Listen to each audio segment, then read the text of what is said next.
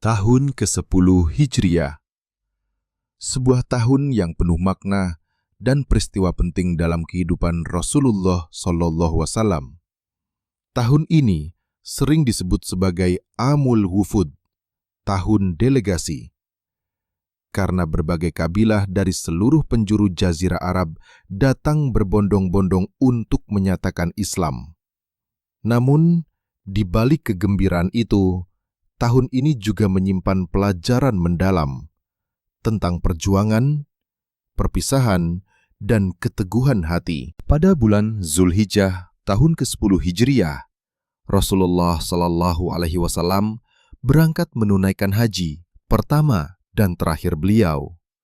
Beliau disertai lebih dari 100.000 sahabat. Inilah peristiwa yang dikenal dengan Haji Wada, haji perpisahan. Di padang Arafah yang luas, di bawah teriknya matahari, Rasulullah SAW berdiri di atas punggung unta Qaswa, menyampaikan khutbah wada, khutbah terakhir yang menjadi wasiat abadi bagi umat Islam. Beliau bersabda, "Wahai manusia, dengarkanlah perkataanku ini, karena aku tidak tahu apakah aku masih akan bertemu dengan kalian setelah tahun ini."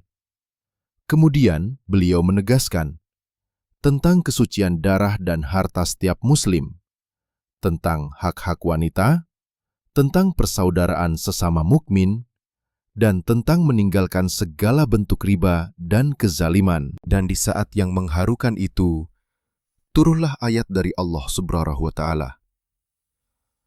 "Pada hari ini, telah aku sempurnakan untukmu agamamu, dan telah aku cukupkan kepadamu nikmatku, serta aku ridhoi Islam sebagai agamamu." Quran Al-Maidah 3. Tangis pun pecah di antara para sahabat. Mereka menyadari tugas Rasulullah SAW di dunia telah mendekati akhir. Tahun itu juga menjadi tahun duka bagi Rasulullah SAW. Putra beliau Ibrahim yang masih bayi berpulang ke rahmatullah.